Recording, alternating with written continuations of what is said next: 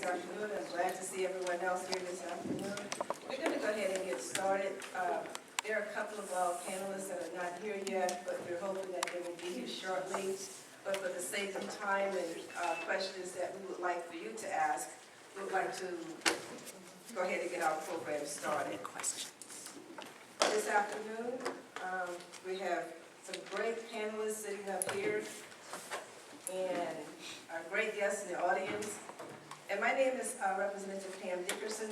I, along with Representative Darshawn Kendricks and Dr. Doreen Williams, is hosting this forum this afternoon on the Charter School Amendment. This is for informational purposes only. We'd like for everyone to be aware of what's going on with this amendment so that they can make the best choice when they go to the polls to vote. At this time, I would like to acknowledge our elected officials, Representative Kendricks, Probate Judge Lillis Brown, Brad Smith, school board member, those that are running, Holly Bowie, Greg Court, Tom Harrison, Commissioner, make sure I get everyone. I see Josie Dean, the Rockdale County think tank here, and our illustrious guests here at on the panel.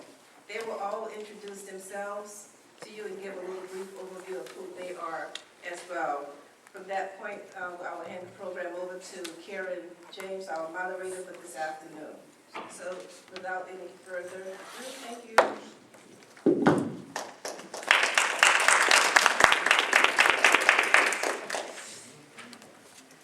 Thank you, Representative Dickerson. It is truly my honor to be here today. Good afternoon to all of you. And give yourself an applause for coming on a Monday afternoon at 6 p.m. Thank you all for taking time out of your busy schedule. We are here today to have a discussion. Round table is what it's called. I was saying I wish we could do away with the tables and just have a circle where we all sit in the chairs and just have a discussion. So let's just imagine for a moment that this room is set up just a little differently. And rather than the tables there, that we're all sitting in a round circle. I think that helps to facilitate the discussion that we're going to have this afternoon. As Representative Dickerson said, we have an illustrious panel of representatives here, and I can't wait to hear them and their opinions. A few rules. We will allow everyone to have the opportunity to state their position in terms of making their comments. We will not interrupt anyone. We will display common courtesy and decency to one another and respect each other's opinion, because that, after all, that's what America's about, democracy and opportunity for everyone to form their own opinion and then act on those. So we are here today for information purposes.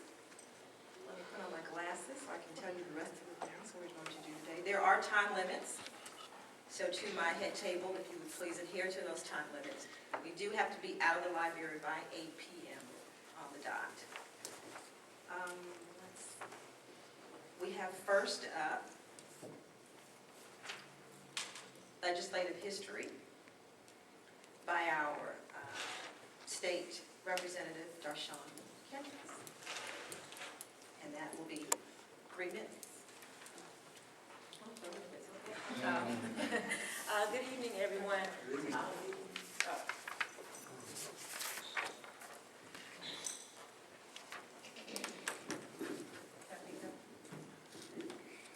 Good evening, everyone. I've passed around a brief legislative update, so everybody should have one of those. There's some interesting information about some of the other bills that passed this year. I represent CAP in Rockdale County, and I'm here to give you a legislative history of what happened in the State House as regards to H.R. 1162. There's an accompanying bill that many people don't talk about, and that's HB 797 that goes more into detail about what's going to happen as it relates to 1162. So make sure you go on on the back of the legislative update, there's the website where you can actually pull up the bill and make sure you read 797, which gives more detail in regards to HR 1162. So HR 1162, as you see it in its final form, actually started out a lot worse than it is. The question at the end of 1162, the one that's going to be on the ballot, we as Democrats, because they needed 120 votes in order to pass this, and they only had like 112 or something like that, and needed a few of us Democrats, we were able to negotiate to lessen sort of the impact of the question as it is on the ballot right now. When it first started out, it asked a question similar to, do you believe in improving education through parent choice, or something really, really to make people not really have an option, because it made it sound as if you were voting against quality education if you voted no. So we were able to go back and negotiate that question, and so we still ended up with a question that has a lot of problems, but it, just so you know, it was a lot worse than that. There were some other issues with the bill that made it, and still makes it really, really easy for the state to have a lot of discretion as far as who they approve for these charter schools. Many of you know that I'm a drafting attorney, so I look at documents and draft agreements all day. This is what I do for a living. And so the House Democratic Caucus put together sort of a commission. Can people hear me without this? Okay. So No. No? Okay. So the House Democratic Caucus put together sort of a study group to study the original language of the original language of the original bill. And we came up with a lot of things that we wanted to change. Some things did get changed, and so that's why we lost a lot of the Democrats. But, you know, it would take me literally all evening to go into the actual history of it. But the end result is this bill right here. It does still give the state too much discretion. I pulled aside the President Pro Tem, who's a co-sponsor of the bill, and tried to explain to her from a drafting standpoint how the Supreme Court was going to interpret the language, because at the end of the day, it's all about how the judge is going to interpret the language. And unfortunately, that language never got in, so it still leaves so much discretion up to the state about how to define special schools. And of course, the funding was a big question on there, and it sets up a two-tier system that I think is going to that's going to be harmful for our public schools. I know my 3 minutes is up, so I appreciate you giving me this opportunity to speak.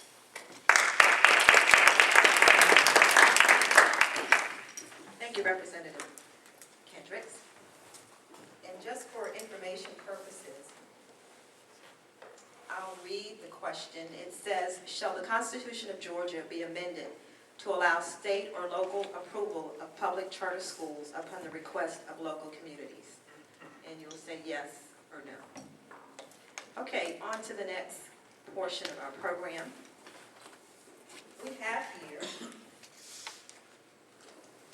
Superintendent of Rockdale County Schools, Richard Archery, who will discuss briefly for us, 3 minutes, a neutral overview of what is the difference between a charter school and traditional public school, and some statistical information about the performance.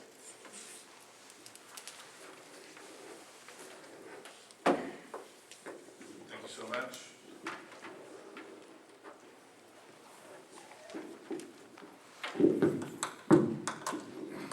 Good evening. Good evening. My name is Richard Archer. I'm Superintendent of Rockdale County Public Schools. I feel like I'm on a pop quiz tonight, so I will attempt to answer the question, but I do want to follow up a bit on what Darshan said. And Pam and Darshan, thank you so much for hosting this. I think it's important. I've been asked to remain neutral. However, that'll be quite difficult for me, but I'll attempt to present you with the facts and how it affects our students here in our school system in Rockdale County. But I'll try to give an overview here of all the relevant facts. First of all, in Rockdale County Public Schools, I can tell you our position, we're not opposed to charter schools. We have a charter school. Rockdale Career Academy is one of the premier charter schools in the state of Georgia. I have the CEO here, Ms. Nikki Edwards. So we're not opposed to charter schools. That's not the issue. The issue for us is the funding mechanism. when we have alternative privatized charter schools that may come either into our district or throughout the state, how are those charter schools being funded? And does that funding take away from traditional schools here that we have in our local system and districts throughout the state of Georgia?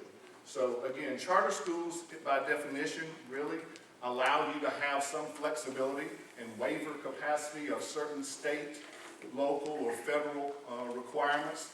I don't think any charter school at this point in time can waive any of the accountability measures. We still are responsible for accountability measures of No Child Left Behind.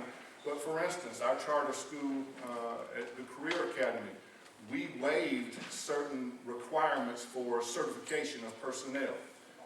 Most of the time, if you're an educator, you have to get an education degree, go through a 4-year college. Well, at the Career Academy, you know, that is focused primarily on career studies. And so we've got folks that weren't necessarily educators, but they were from the world of work.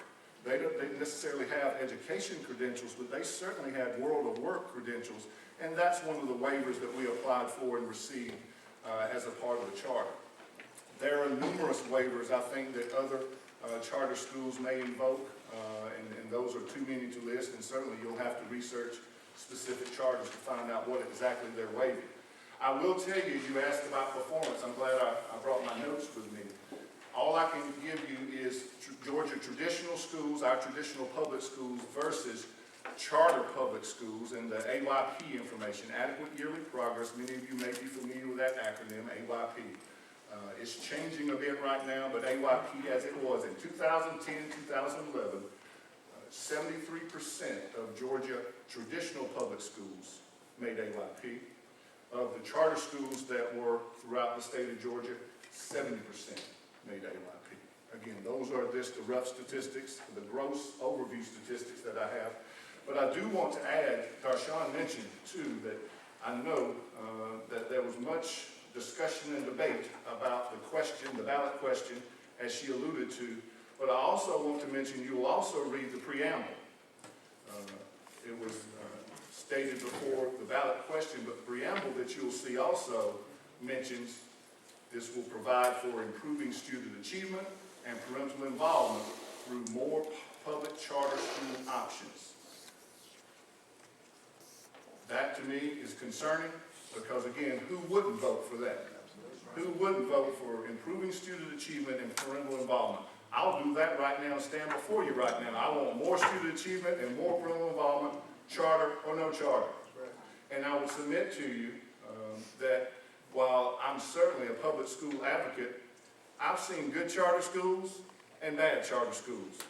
In my 26-year history, I've seen good public schools and bad public schools. So I'm not saying one over the other is better. Again, we have a charter school, but again, for me, it's about local control and authority. Who makes those decisions? Do you usurp the authority of your local boards of education? And how is this funding? Does this funding take away from our current students? Thank you very much.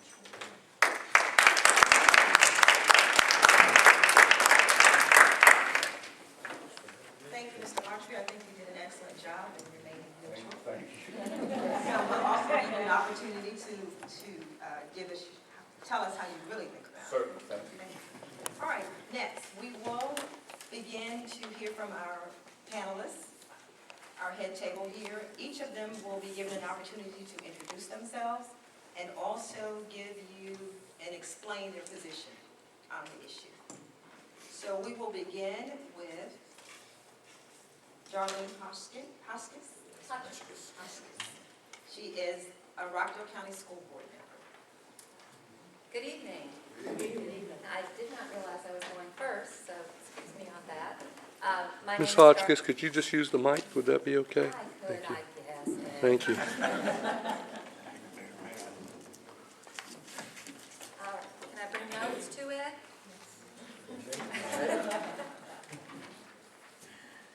All right. I'm sorry. Good evening. I'm Darlene Hotchkiss, and I am a member of the Rockdale County School Board. But just in case you're wondering, this evening I am here as me. Okay? I know we've all heard that, and I can assure you, and I'm sure that Mr. Barksdale will as well, that Mr. Autry is not getting paid tonight either. Just case you're worried about that. I am a 16-year member of the Rockdale County School Board. I started on the school board when both of my children were in elementary school. I was first part of PTA and then PTA legislative group and then PTA president for the county. I tell you all of that to let you know that my heart, this is not just a soundbite, but my heart is always about students and their academic achievement. And that is not always an easy thing to do, and even amongst a board that is focused in that direction, you can have many differing opinions. But that has always been my direction. I will tell you one of my concerns with the charter, one of my biggest concerns is the funding. And I appreciate all of the very pretty wording. I'm not a lawyer, but that's what it is to me, is pretty wording that I'm reading in this amendment. However, we have, since 2003, $53.9 million of earned state funds have not been received.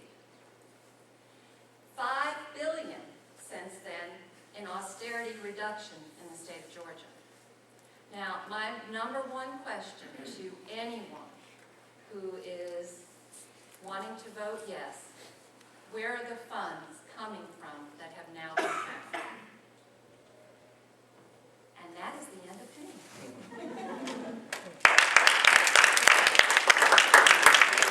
You'll have an opportunity to get more in depth later on in the program. We'll move on next to Mr. Wells Barksdale, and following Mr. Barksdale, we will hear from Mr. Richard Autry again. Again, we are 1 minute, introducing yourselves and then giving your position. I'm Wells Barksdale. I've lived here all my life. I'm proudest of the fact that all my kids were educated at Pine Street, Conyers Middle, and Rockdale County High School. My oldest daughter and I got to start school in the same room. They have all done well, and my son is defending for his thesis for his master's today, and he will be the third one to get one, and nothing was wrong with the education they got in Rockdale County. I think 3 things we need to look at, and I have been on the board now 2 terms. Go to the state Secretary of State's website and see what officials have gotten money from Charter Schools USA and affiliated businesses. It starts with the governor and goes down. The second thing you need to do is look at the enabling legislation, the other bill that our representative talked about, and see the fact that they want to fund these charter students at a higher rate than they're going to fund our students. We're not against charter schools. In fact, we had applied for one recently for C.J. Hicks and got denied because we supposedly didn't have enough control from the outside, and that bothers me a little bit. But it's not really about education as much as it is the money, tax dollars going elsewhere, and the fact that you don't have local control. And I'm proud of my service on the board, and I'm proud of everybody that steps up and is willing to serve on the board. And I put my child's education in the hands of 7 people from this community anytime before you have 7 people who we don't know who they are, who are going to be political appointees, granting charters, and getting funded at a higher level than they plan to fund the public school. I'm pretty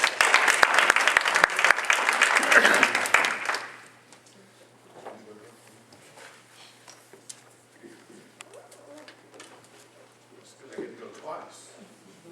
I think you have heard my position, obviously, as the chief advocate for children in Rockdale County Public Schools.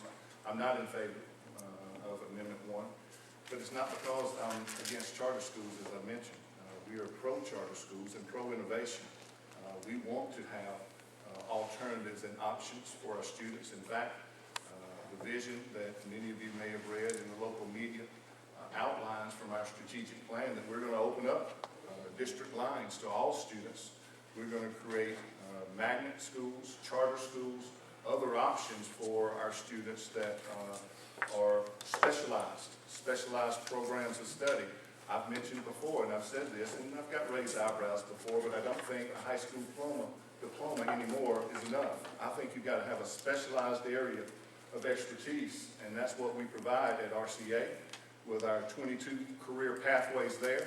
But we also want to add it and backfill it down to our middle schools and elementary schools. Mr. Barksdale mentioned we do have an elementary school now that is on its final stages of their application with the International Baccalaureate program for the primary school year. So again, we want to make sure that that filters up through our middle schools and high schools. Also, we have our Rockdale Magnet School. Am I done already?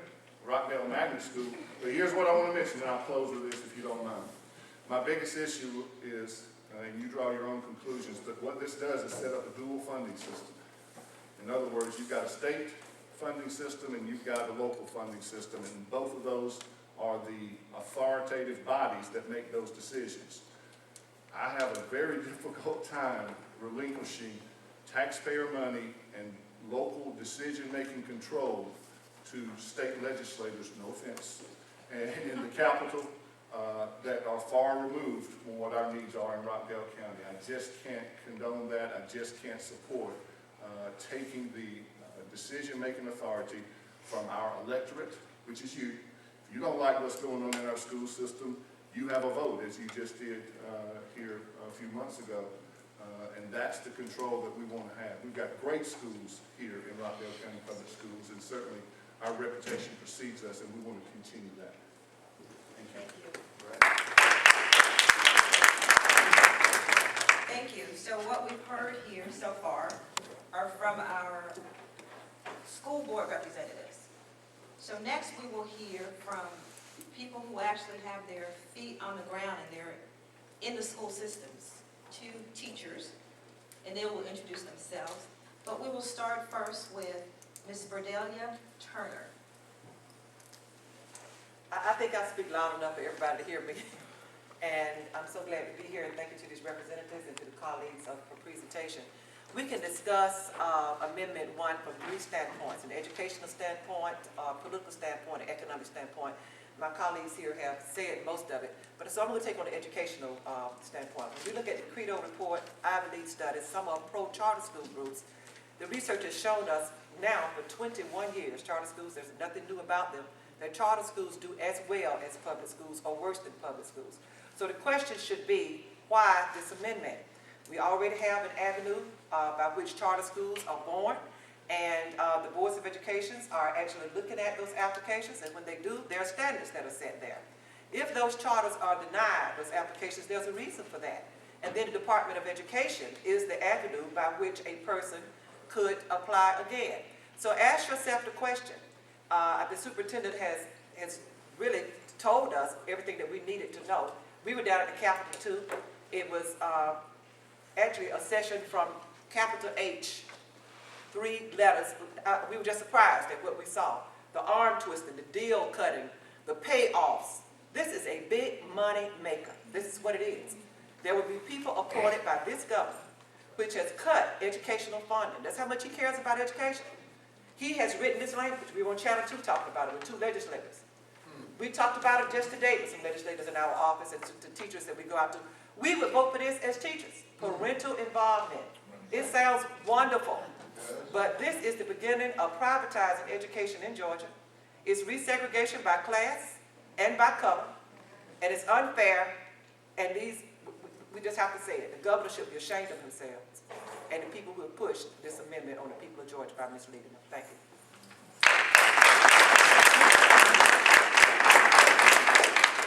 Ms. Turner, I don't think you said that you are the president of the Georgia Federation of Teachers. I'm a history teacher. I started teaching in 1977. My daddy wanted me to teach, so I taught, and I love teachers. They could paddle us back then. But, and I am president of Georgia Federation of Teachers. We're part of American Federation of Teachers. We have about 9 locals in the state and about 10,000 members. Thank you. Thank you. Thank you. Okay, we also have with us today Mr. Marcus Williams. He is a teacher at Hateville Academy, which is a charter school in Fulton County. Good evening. My name is Marcus Williams. I am a 7th grade teacher at Hapeville Charter Middle School in Fulton County. Today I come on behalf of the Brighter Georgia Foundation.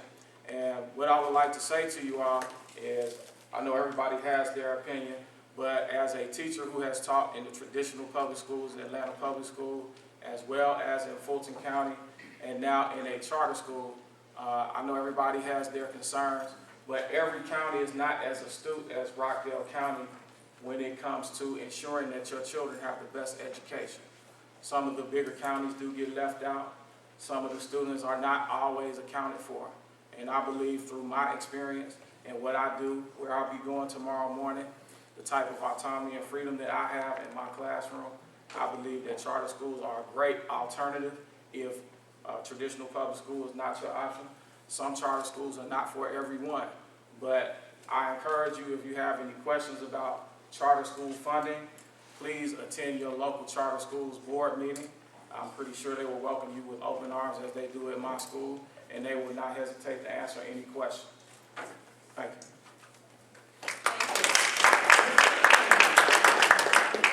Great. And last but not least, we have with us Mr. Julio Gianturco. How did I do? Great. Great. And he will tell you about himself. Great, thank you.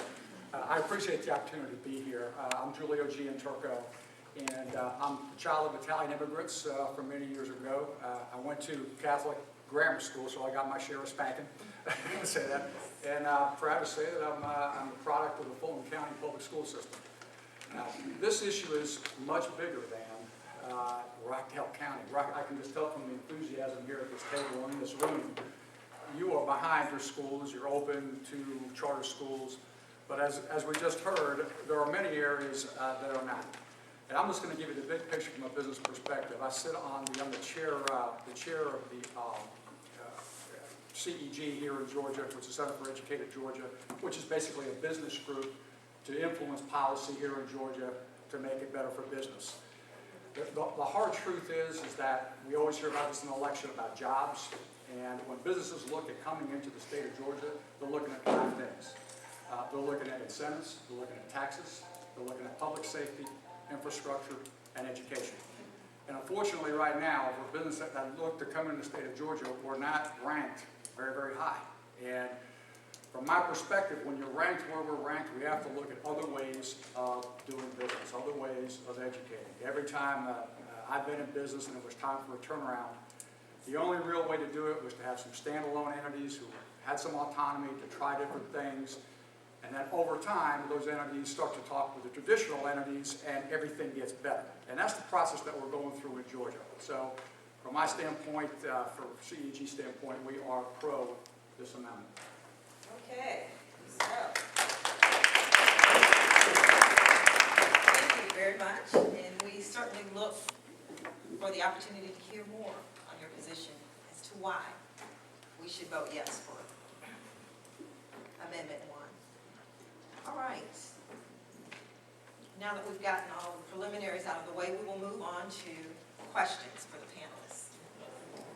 There are 4 questions. Each panelist will be given an opportunity to answer each question. 1.5 minute limit. And we didn't decide how we'll do this, so if you want to raise your hand and answer, or we'll start at the end now. We'll start with our guest and move it this way for the first question. The question is, there are concerns about, I'm sorry, let me go back. How will the charter school amendment, in your opinion, affect the quality of education in Georgia? Well, education in Georgia has been decided top-down by policymakers for many, many years. Without trying to sound pro-union, but where teachers have input, there's a direct correlation between teachers having input in their school district and standardized test scores being positive. This amendment in Georgia will affect us because, first, you will have no one to appeal to. You're putting your children's life and your funding in the hands of this governor, which has already shown us how much he cares about public schools. You cannot allow your school's funding to be cut, and at the same time, the population has grown, the last census showed us, by at least 20% in Georgia. Many of those students are special needs students, ESOL students, et cetera, et cetera. The record is in on charter schools. The research is there. Charter schools do no better than public schools, or they do worse. That's the fact. Now, there are ways, and I hope we can get to that conversation, to improve all schools. If you go to a one-room schoolhouse, and my mother went to one in South Georgia, she was born in 1914, you can educate a person, but those specific ingredients must be there. There are differences in public schools, there are differences in charter schools. Just so happened, there has been a campaign around this country for years, and we see it in various states, and I won't name any parties, we're supposed to be bipartisan, where ALEC legislation, et cetera, has affected the policies in states, and it all leads to money and profit. When we're down at the State House and we're talking to leaders, they tell us this is a for-profit state. So this is negative, and it will actually strip you of any say-so as it relates to children and your communities. It would also strip much-needed funding. So we have to agree with Superintendent John Barge on this. You see that he was silenced. However, he has, well, we have to agree with it. There is no way in the world you can increase government and make 129th department and make the government larger and pay for it when we're already having money problems in this state. How are you going to pay for it? This is all about profit. That's all it's about. The verdict is in. Thank you. Mr. Williams, will you pass that? Thank you. I agree with Mrs. Turner as far in regard to the quality of education. It's always been some sort of top-down mechanism. But one thing I noticed as an educator, we have to, as educators, and I do this in my classroom, we have to show our students that life is not like school. And we have to understand that what we're doing is preparing you to be marketable in some sort of workforce. Let's be honest. The only way that you can become marketable is if you can solve some type of problem. People pay us all to solve some type of problem. And a lot of times we don't get that opportunity. I know there's a lot of issues about funding. I know one thing, and for the statistics in Fulton County, the charter schools in Fulton County perform at least 10% higher than all of the public schools, and I'm talking about in South Fulton, as well as in North Fulton. North Fulton has more competitive traditional public schools, but in South Fulton, the charter schools far outperform the public schools. And that is true in a lot of your bigger, more underserved counties. So I just wanted to say that I believe that this amendment will affect the ability for parents to be able to have a different option. Now, charter schools are schools of choice. And if your child is zoned for a certain school and they attend the charter school, the school they're zoned for still gets that funding. It does not follow according to the information that's available online that you can research for yourself. We can research it. We can tell you right now, that's not true. Our money from Rockdale County is had to go to Ivy Prep for the students that went over there. Well, I'm not talking about Rockdale. I'm just saying from what my experience as a teacher in Fulton County. Now, you, okay. You'll have an opportunity to respond. Just to reiterate that, yes, some of the charter schools may not perform as well as traditional, others are better. But in the concentrated urban counties of Fulton and DeKalb, you look at the numbers, they do better. Okay, on the stat that we just talked about on the AYP. What I'll also say is that there are some, and when I say again, I'm going to give you a business perspective, and I can tell you how things are just changing so dramatically right now in business, and a lot of it's been driven by technology. And we're seeing now that many of the charter schools, one of them I just read about in Arizona called Carpe Diem, they really focus on having kids being fluent with technology. You've got to be fluent at that if you're going to have just about any job getting out of high school, even entry-level jobs.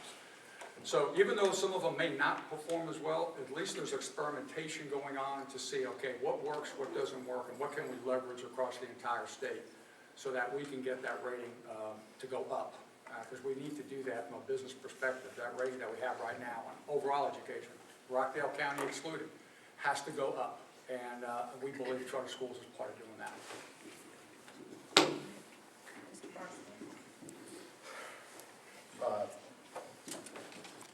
How it will affect, I think it will be detrimental to all education in the state of Georgia. We have to realize, when you look in this room and y'all can look up the makeup of our legislators now, and the chairman down in Houston County pointed this out to me several years ago. There's a high percentage of our state legislators who had no contact with public education. And if you look at the list of ALEC, which is the national thing against public schools, the best way I can put it, and look at how many people in our legislators are part of ALEC, you will see where this is coming from. All the vouchers and the austerity cuts started about the time all this legislation started being put out 8, 10 years ago, when we started seeing our funding cut. And they all want to point to the several urban systems that have had problems. Well, there are 180-something systems, counting city systems in the state of Georgia, and the majority of them have dedicated teachers and administrators that work very hard every day for every child. I'm a product of this system. I went through the desegregation of high school in the 60s, and my senior year was the first year we did away with the dual system. And I don't want to go back. They handpicked the students. You don't see too many of them talking about special ed. I consider it a personal affront to my little brother and my grandmother that was a teacher. It will be the most detrimental thing that ever happened to education.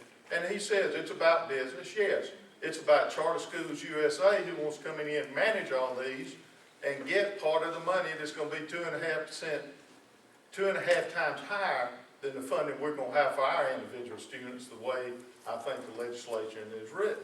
That's where it's about. It's not just about business and better, it's about making money for people, and I'm sorry.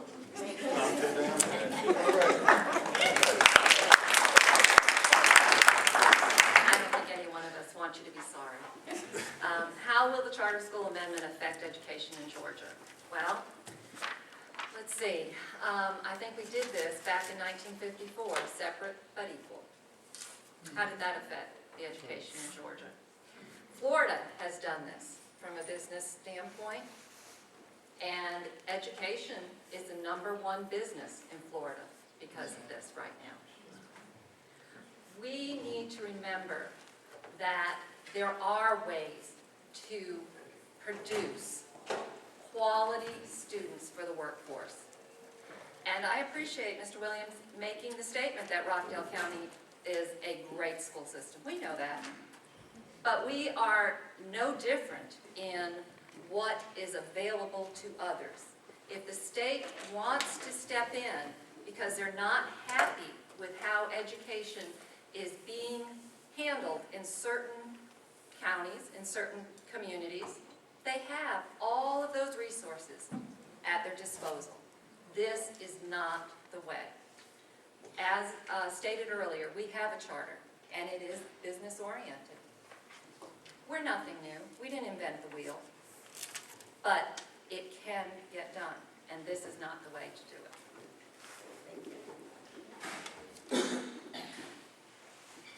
Thank you. I do want to comment on a couple of my panelists.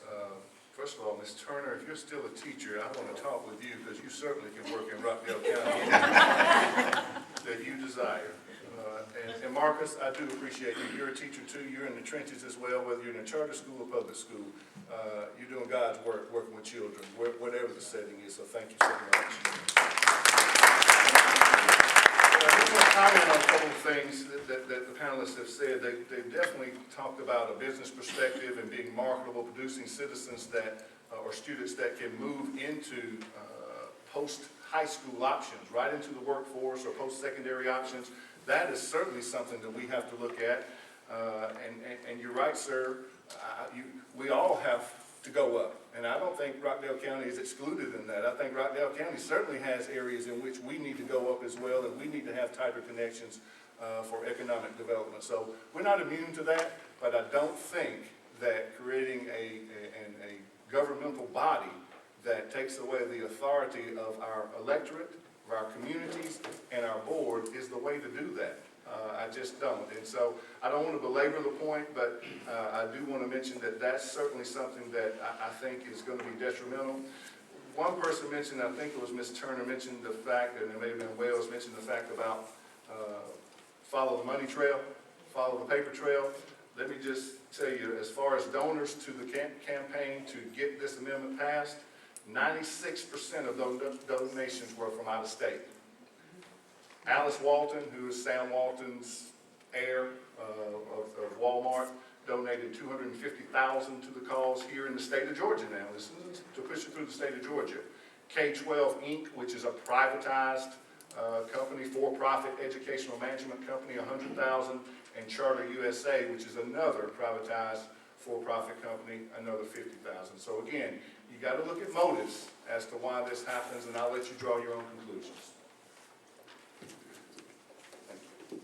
Thank you very much. Thank you. I've learned quite a bit with this first question, so we will move on to the second question. There are concerns about this amendment will create yet another state agency. What will be the purpose of this agency, and is it necessary? Who wants to go first? A minute and a half. No, it's not necessary. It's not necessary and it's redundant. I think Ms. Turner articulated before that there is an appeals process, that petitioners can come before our local Board of Education now and bring a petition. Our board looks like it. If it's a high-quality petition, then we accept it, as we've done with our own Career Academy. If it's not, it's denied for a variety of different reasons. Maybe it's not educationally sound. Maybe it's redundant with some of the programs or services we provide already. Maybe it's financially unstable. There are a lot of different reasons, but if our local board denies it, you can go appeal right now to the State Board of Education. So again, having another mechanism for appeal on top of an appeal, I just think is bureaucracy at its best and certainly redundancy.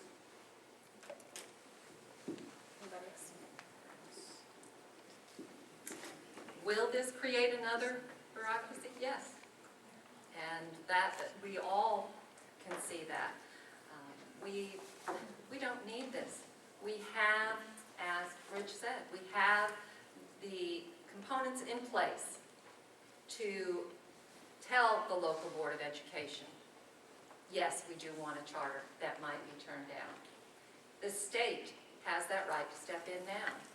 What this tells me is that the governor feels that you, as a local taxpayer, as the Board of Education, and as a State Board of Education, you may not answer that question the way they want you to.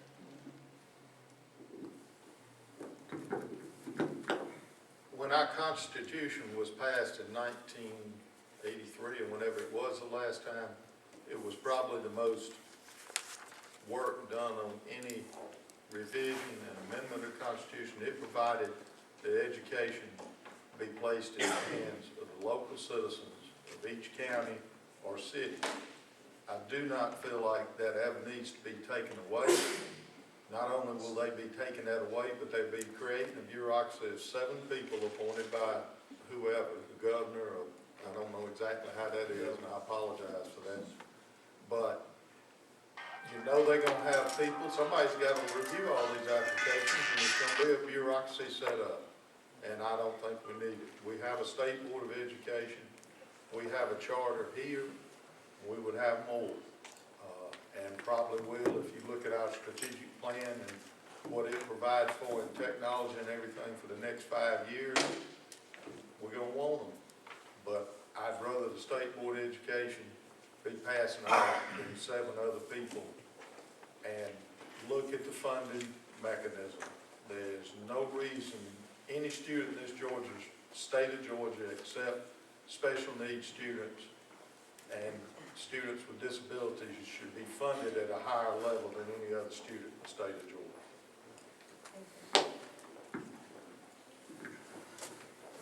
Will it take another group to look at the decisions made at the local level?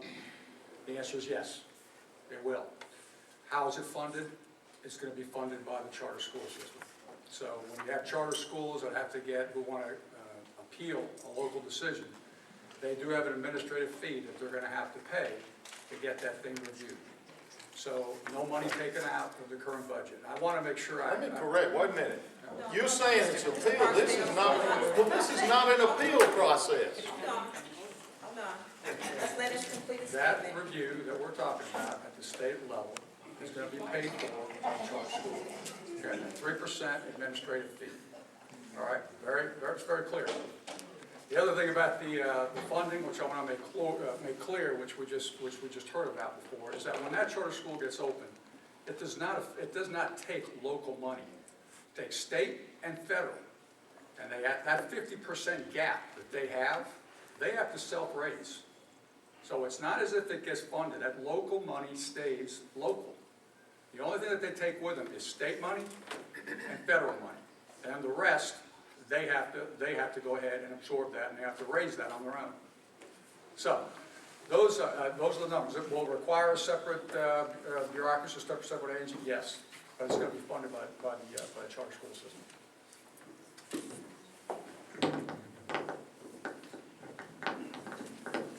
To answer the question, I say yes, it will take another group, just because in some counties we don't have people on the school board who are in favor of doing things to move forward. Some people have their own agendas in the bigger counties. I'm in a large county, and previously I was a part of Atlanta, and there has been, as you know, a lot of scrutiny within the board in that county in the past. So yes, it may, and I do believe it will take another board to govern those bigger counties who may not be giving a very reputable group of people who are starting a school that have a great idea and that will be beneficial for that community the shot that they need to have in order to at least be able to be given a chance to see if what they're bringing to the table is actually benefiting that community and, more importantly, that student. Thank you. In 1985, under Governor Joe Frank Harris, the Quality Basic Education Act was passed. The state of Georgia never fully funded the Quality Basic Education Act, and our population continued to grow, and school systems had to do whatever, raise taxes, cut services, work teachers overtime, et cetera, et cetera, et cetera, in order to fund our schools properly.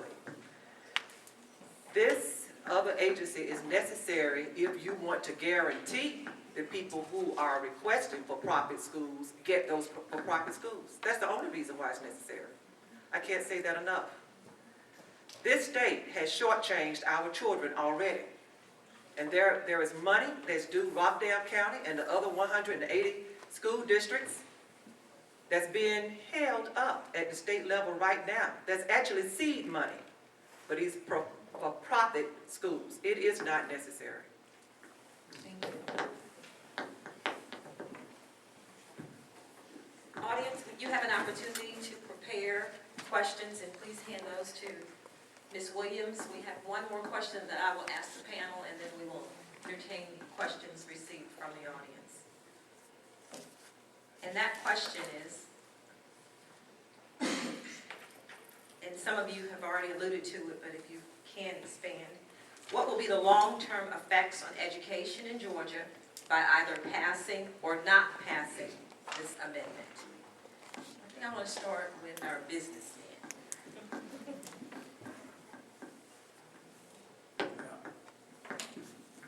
I'm glad that Karen talked about the business piece, because I mean, many times there's very clear comparisons between what happens in the private and the public sector. and this is one of those times. The biggest part of that state budget is education. I mean, I was surprised when I found that out. It's the majority of the state budget goes to education. Education is now delivering a service. It's delivering a very, very important service. Next to public safety, education, I would argue, everybody in this room would say is probably number 2 as far as service delivery. When it comes to a point where we're not performing as a state, and I got to separate, I got to make sure, I can just tell from being in this room, y'all take your education very seriously in Rockdale County. My colleague to my left has just told you, that doesn't happen all over the state, and this is a statewide amendment. And that's one thing that we just have to keep in mind. It's a statewide amendment. This is not just Rockdale County. Rockdale, you went through the process of actually approving a charter school. You had your standards, and I'm sure you made the decision based on some clear standards. That doesn't happen everywhere. And that's why I just have to separate Rockdale from the rest of the state. But what I'll say is long-term, because that is the question. I think long-term, we're going to have some bumps in the road. But long-term, I think that we're going to get some learnings out of those charter schools statewide, which then can be applied in Richard's area as well as other areas across the state. That's just the way it works in business. You set up a standalone, see how it works, and leverage what's learned there across the other schools. So give it some time, and it's going to leverage those learnings and bring everything up across the state.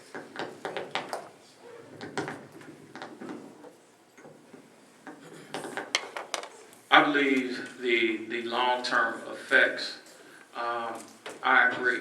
There are going to be some ups, there are going to be some downs. There are going to be some experiments that don't work.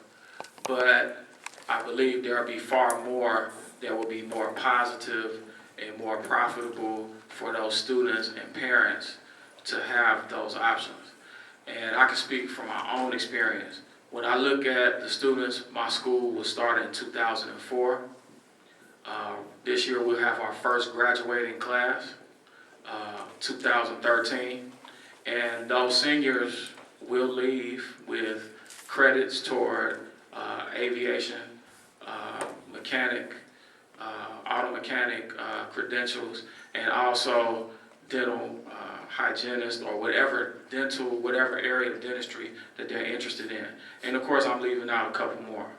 But even in our middle school, before our high school was founded, our middle school, our charter is Spanish. Our students have to take Spanish every day. It is a required course, and those credits count toward high school. So when they get to 9th grade, they will be finishing up their last year of foreign language, and they will receive a full foreign language credit. Now, for those families who feel that that is a better option for their child, because let's face it, by the time our 6th and 7th graders get out of high school, they're going to need to be bilingual. They're going to need to be functional. And I'm just speaking on my own personal experience. So for a school to be able to produce that type of student who can successfully transition to high school, and I'm not just talking about test scores, I'm talking about the ability to function socially, the ability to have confidence in what you know, and that your study skills and that your preparedness to go to the next level, whether it be to go straight into the workforce or go into the military or go into college and be able to be successful.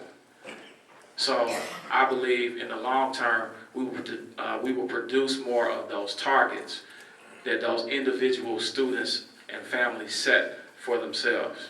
And I believe that will be a viable option to continue to grow charter schools. I'm glad that our panelists are so passionate about this topic. There's a website, and it's our website. We can give you the website address. I'm not going to tell you what I believe. We're going to tell you what the research says. Charter schools have been around since 1991.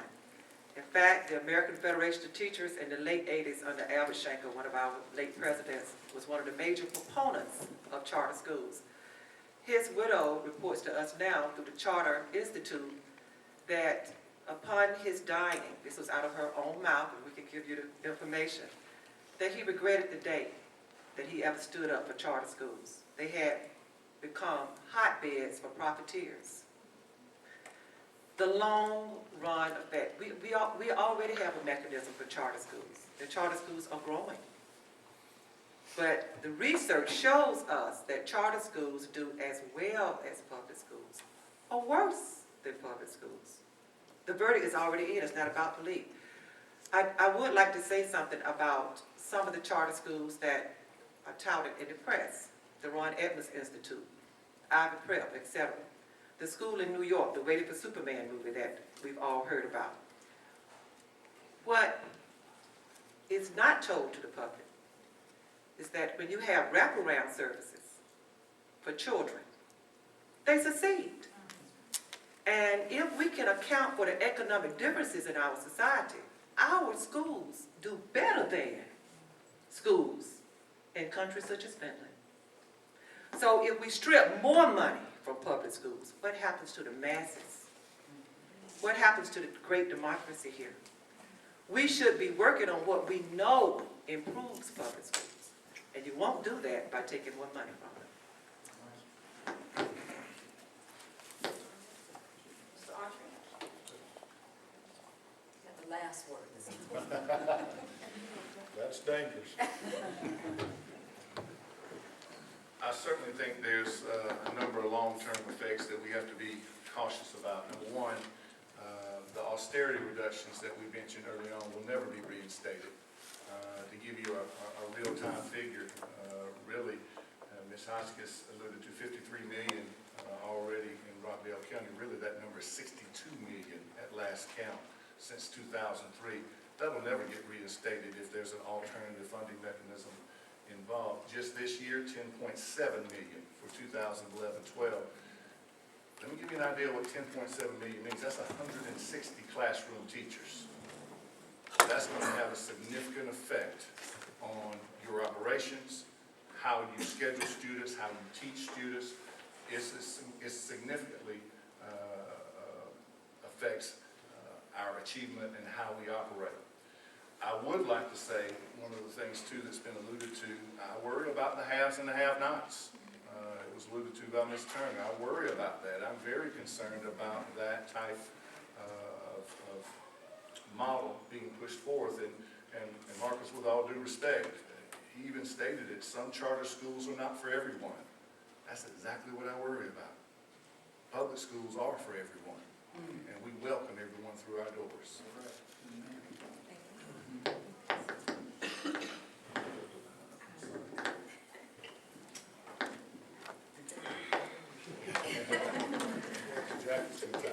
Well, Rich just stated what I was going to say and piggyback on Karen, and I do agree, Karen, if you are looking for a job, we need you, let me tell you. What will the long-term effects be? Well, that $5 billion that right now the students of Georgia have not received, that'll increase. The money has to go somewhere. What else will happen? The students who are at risk, special ed, or students who just don't make the grade for whatever charter happens to be there. What happens to them? Public schools are about all students. We try in public education, and we succeed here, and I believe anywhere in Georgia can succeed, to meet the needs of the individual student. But let me tell you, we do not have the right to say, we're not going to educate you, you don't make the grade for us, your test scores don't count, and you don't want us to. However, I will say that if business wants to get involved, then I ask you to come on and help public education. All this energy and money being put into this endeavor, we could use you in public education. Public education is not a business. It is a calling. We won't make you money, but we'll make you very good people.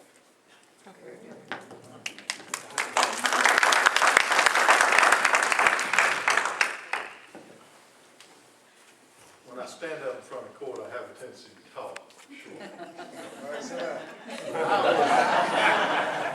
Lucky enough, growing up, my mother is from a little town called Crawfordville, Georgia, in Tolliver County, spelled Taliaferro, for ones of you. It's one of the most least economically viable places in the state. He says business will get involved all over the state. And having spent a lot of time there growing up and talking with other board members from around the state in the small areas that don't have businesses, Crawfordville, I think, has 2 gas stations in the whole county. No other businesses. They can't raise tax dollars. They've got to have equalization, and all that's been cut the last 8 years.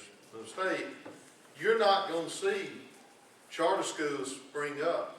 They've had a charter, state charter, and I think they're having to give it up. It's just not working because they don't have but 200 and some students. We're not going to see charters go down. We're not going to see this 7-member commission in Atlanta say you got to go put a charter in Crawfordville, Georgia, and take 2.5 rings. Funny, it's not an appeal process. You got 7 people up there you're going to be applying to. They're going to be reviewing applications just like our application, not just like ours. I was better for C.J. Hicks that we were denied, and I had to submit it's probably denied because all this was coming down the pike. And they didn't want any more public school systems having charters.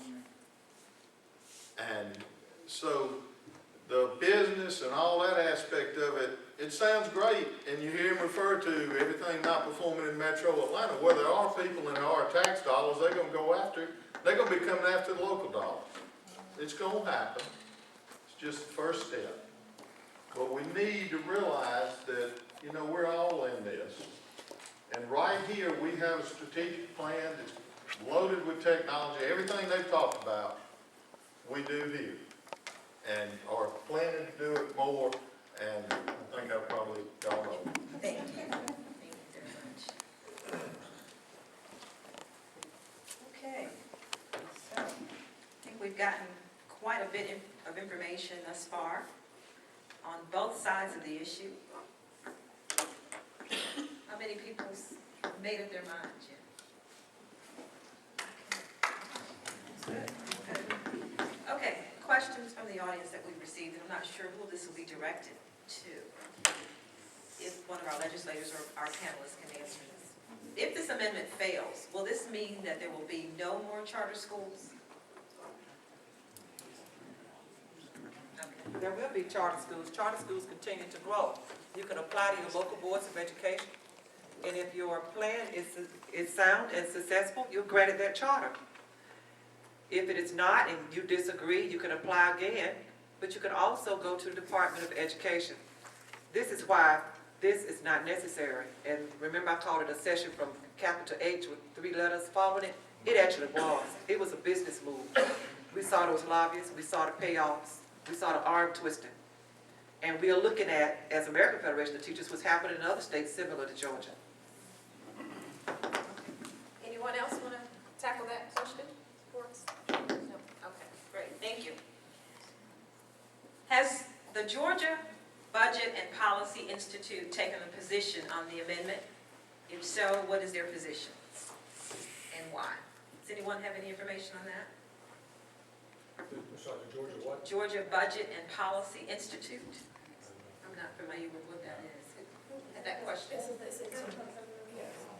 What is that? It's a conservative group that does budgeting and policy for a lot of different agencies throughout the state. And I just got some information from them. I haven't read it yet on that, but it does have something to do with the money. Usually they get it with the legislature, we haven't received it yet. Well, I mean, we get all that they send out, and I haven't received it. I just got. Okay, then I'll probably have mine in my mail tomorrow. Yeah. We'll go ahead with that question. Okay. To our next question.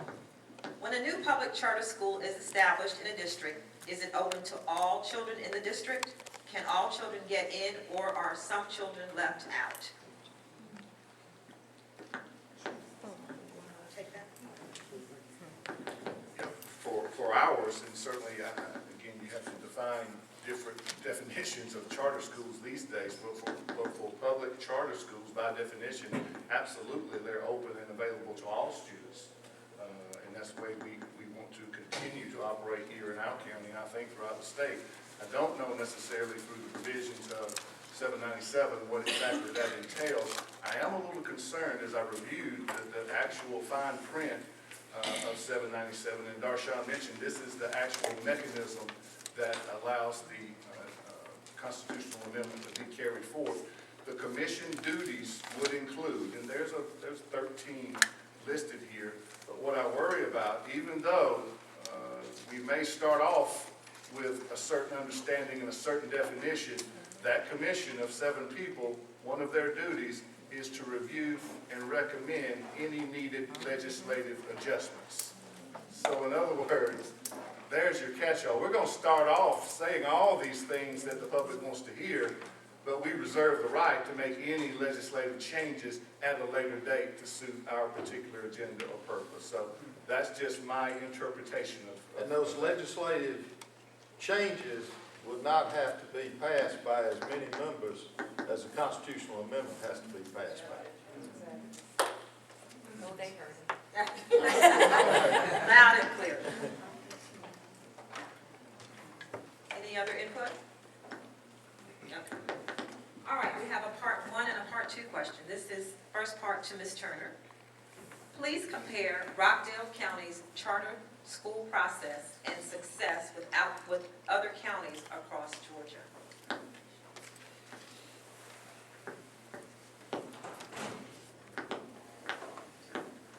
As individuals have made applications in various counties that we've worked in, DeKalb, Atlanta, Fulton, Chatham, etc., we have seen charter schools granted. We haven't seen any discrimination or any unfair practices.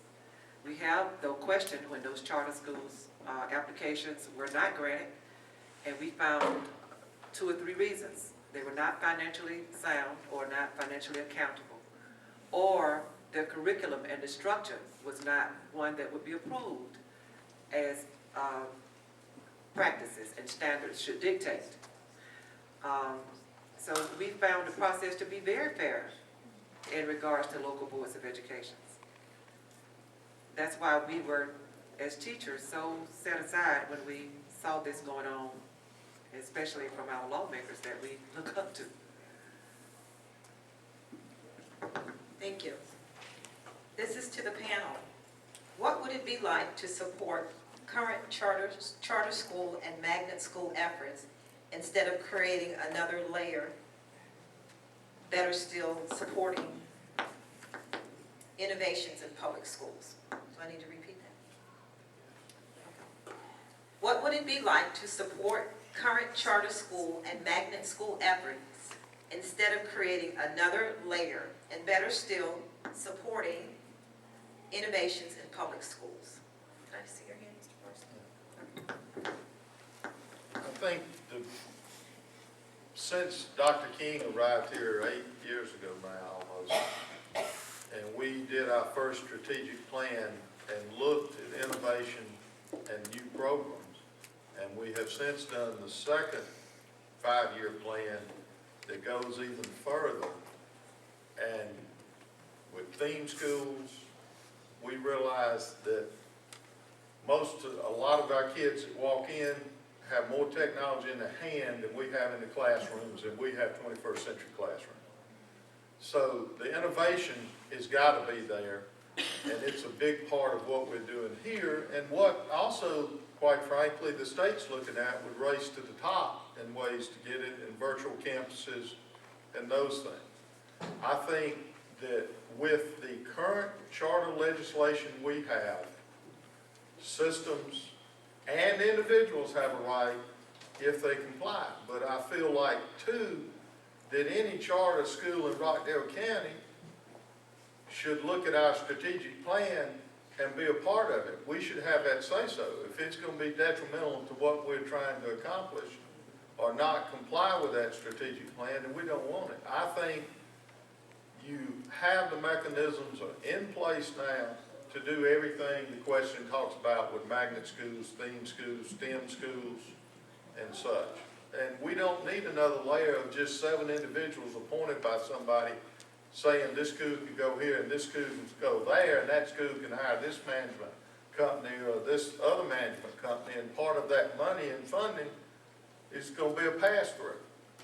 And that's what it's about. It's about the money. I hate to harp on that, but it's pretty damn clear.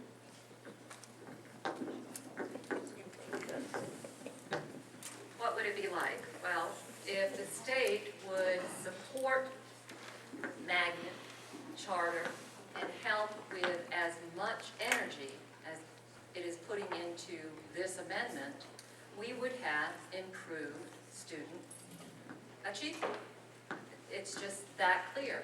When the magnets first opened here in Rockdale County, it was math, science, and technology. The reason math, science, and technology, because there was a lot of homework done, and we established a relationship with the Georgia Tech. Since that time, our math scores at our other high schools have also seen an increase. We have far more female students going to Georgia Tech for engineering than we had ever seen before, never mind students as a whole. We know that having a magnet, having a career academy, increases all of your schools. So if that happens in one county, what would happen if we had support for magnets and career academies throughout the state? We would see increased test scores.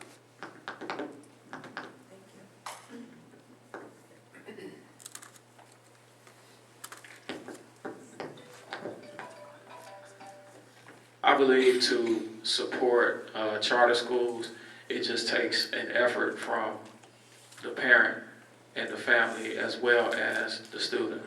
If I'm not mistaken, theme schools, you have to have a certain GPA, you have to have certain test scores for you to be admitted into theme school, if I'm not mistaken. But for charter schools, a charter school is a public school. And as long as there's space available for that student, then they can be admitted.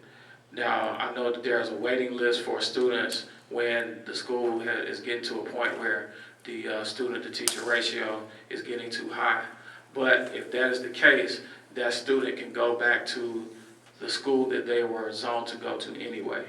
But I just believe that everything that we're putting into education, regardless to if all this money would just strictly go to public schools, is that money going to increase our graduation rate across the state? If we've been receiving this money totally for public schools, and I'm not against public schools because I worked in some great public schools, traditional public schools, I should say. But at the same time, for every charter school that doesn't work, how many traditional public schools are not working? And how do we fix that? Is that a problem that we throw money at? Or is that a problem that we throw innovation and new ideas and people really get to a point where they say, listen, we all need to get involved. And that doesn't take money from the onset. Maybe as the idea grows and as it needs to be nurtured, it's going to take finance, yes, as with all things. But that's my opinion on what it would be like to support a charter school versus theme or a private school. Okay, we have like 30 seconds. If you look at your various school districts and look at what they're already offering, you will see a lot of choice already within those school districts. We talked about quality education, which we're not here to talk about tonight, but one of those components is parental involvement that makes the difference in any type of school. I did want to mention something about graduation rate, and the superintendent can clarify that Georgia didn't get a waiver. So if children graduate during this summer, or if our students are special needs students and they receive diplomas, we don't get credit for the graduation rate. This school district doesn't get any credit. So therefore, those figures are skewed already. Thank you. All right, we are going to start wrapping up by allowing each panelist to give a 1-minute closing remark. And with this, they have the opportunity to highlight what they see to be the key elements of the discussion and their perspective on them. Now, I also want to throw out, we 2 questions we were not able to get to, and I'm just going to throw those out. And if any of the panelists want to somehow include a comment in their remarks, closing remarks, please do so. One was, will any money that is currently coming to Rockdale be siphoned off to fund the for-profit schools? And the other is, can we assume that charter schools attract the brightest and the best, have highly motivated parents and teachers? Why then are they not outperforming public schools? Okay, 2 very good questions.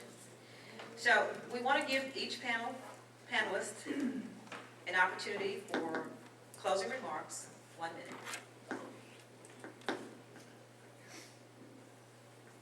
I want to thank our panelists. I certainly encourage vigorous debate and discussion. I think that type of healthy discussion certainly brings out great ideas. And I'm not one that is opposed to folks disagreeing with me. I have that quite often, as you might imagine. But it's okay to agree to disagree as long as our focus is on children. I would like to close, that's a good segue, into the funding mechanism that I think one of you asked. Previously in 2008, the law was passed that local money could be used and would follow the child to charter schools or other institutions. That was struck down. That's why we're here today. We're here today because the Supreme Court ruled that unconstitutional, and now we're here so the local tax digest or the local tax base or property taxes aren't being siphoned off. That's where primarily our money is drawn from for the school system. However, as my panelists stated, that most of this is additional state funding or redirected state funding. And I would submit to you, and you'll hear this, and you've heard it tonight, and you'll hear it all along, that this is not taking any money away from local school systems. This is all state money. Well, it is local, because who pays local state income tax? You do. You're the local constituency. Who pays local sales tax? You do. So the chances of that $62 million for Rockdale County being reinstated when those state dollars that you pay into, it may not be local property tax that goes directly to schools, but you pay into the state coffer through your income and sales tax, the likelihood with that money being redirected to charter schools being reinstated for Rockdale County or the state of Georgia is highly unlikely and improbable. But thank you so much. I appreciate your interest, and thank you for your support of Rockdale County Public Schools.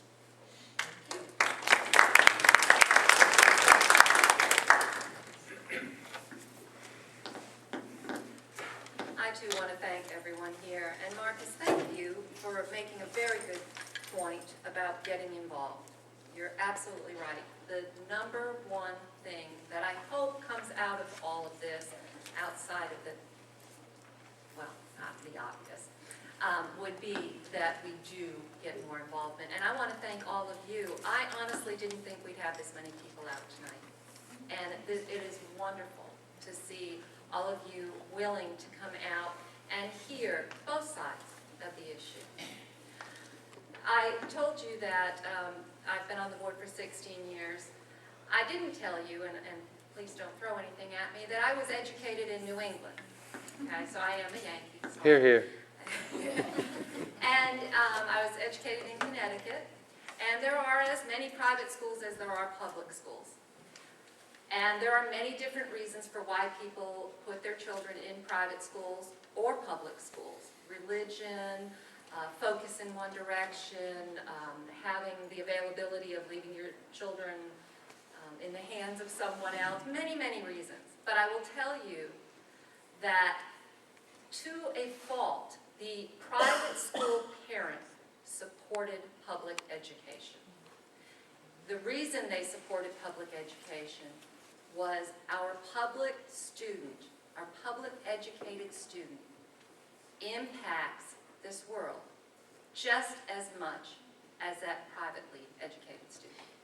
So if business in Georgia is looking to help Georgia educate students for business, for a better bottom line, then put the energy and the time behind the students of all of Georgia, not just a certain group. Very good, thank you. All right, Mr. Rockdale. Again, thank everybody for being here. I appreciate everyone's comments, and as y'all can tell, I do enjoy participating in vigorous debates at times. But this is probably the biggest decision the state of Georgia will ever make. It will detrimentally impact public education in the state of Georgia. Sometimes I feel like that there are people at the Capitol that don't want to see every child educated and don't want educated people to the extent that we need. I do feel the governor's had some positive things. His early childhood initiative is good, and trying to give the judges more discretion in their sentencing is good. But the facts of the matter, this amendment has been funded by outsiders. There's a list of the people that have had to report contributions from them. It's at the Secretary of State's website, and you can see every legislator, governor, speaker, everybody that's gotten money. And I just don't think that's the way Georgians want their constitution amended, by money from outside this state. We have to do better statewide. We're very lucky in Rockdale County that we have the resources and businesses that help us fund a number of extra teachers that we fund locally. But everywhere in the state doesn't have it. But charter school's not going to go there. They're going to be in the metropolitan areas. And that's where they're going to be. And fund and picked by 7 people who are appointed. I think that most everybody, whether they agree with what we do as the local Board of Education, and I know some of you out there haven't been agreeing all the time with us, we want local control. And that's what it's about. It's not about really doing that much better than we're doing now.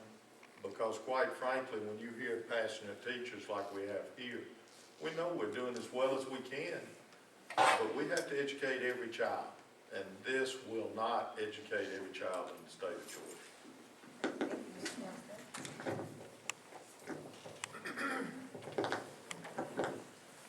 I too appreciate the opportunity to be here, and I want to make one comment, what Darlene said. I don't want to come across as saying I don't want to see traditional schools improve or don't want to get involved. I'm a mentor to quite a few young men in traditional schools right now, and I think Darlene is absolutely right. Business can get involved, but probably the best way to get involved is to show them the kinds of jobs that are out there, what jobs are open, what jobs that they need to strive for, and to make so that school makes sense. Oh, okay, this is what I'm going to strive for. Many times they don't get exposed. They have to be able to see what's out there. So I agree 100% that business should get involved in traditional schools as well as charter schools, but I believe in both, because like I said, I'm a mentor for people, for young men in traditional schools as we speak. I would ask you to do one thing, and I would ask you to think about those kids right now in Georgia who are going to very low-performing schools. I don't know whether you've ever talked to kids who go from those low-performing schools to a charter school or to a high-performing traditional school. And I've seen kids 2, 3 grade levels behind go to a more demanding environment, a better school, and they do better. When you vote, please think about those kids. And I would challenge you to talk to some of those kids who have made that jump from the low-performing school to a charter school or a high-performing traditional school before you cast that vote. Thank you.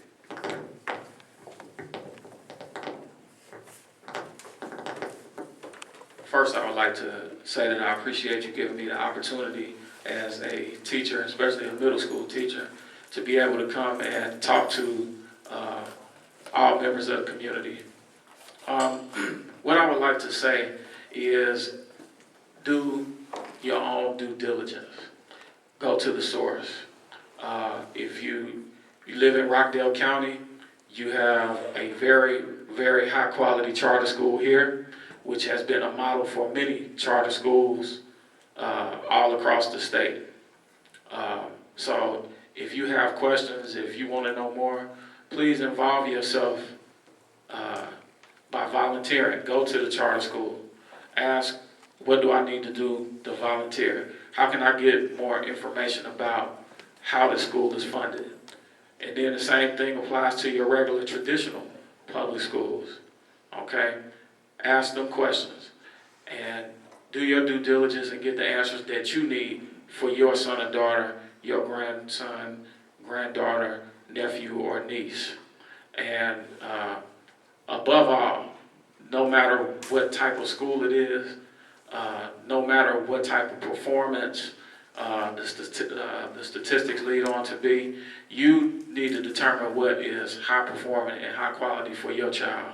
And that is the standard, not the standard set by a group of people who have a common vision. Now we all have a right to choose. We can agree or we can disagree, but the standard should always be set by you first, and the child makes the school performing, not vice versa.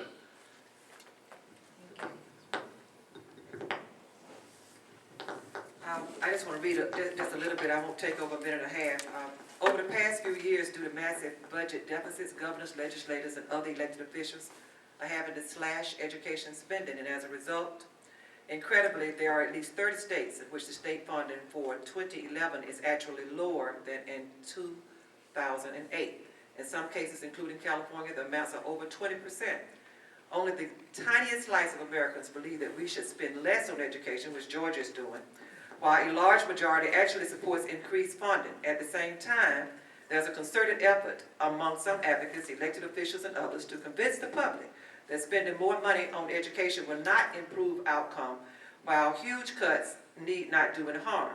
There's a new report from Rutgers University, Professor Bruce Baker, entitled Revisiting the Age-Old Question, Does Money Matter in Education? And it reviews a body of research on spending in education.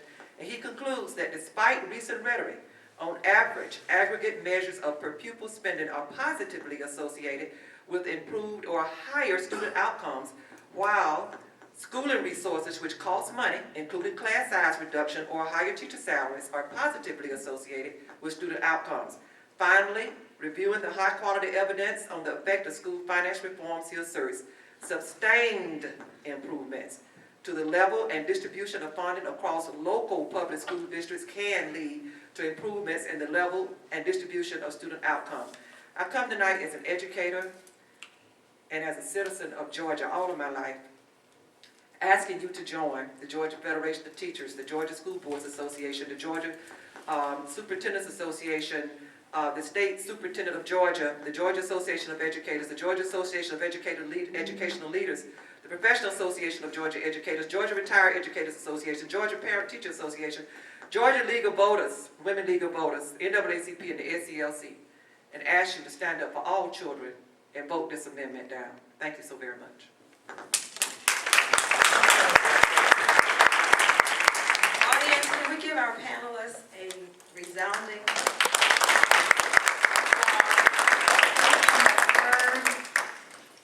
arguments for both sides. So it's now up to you.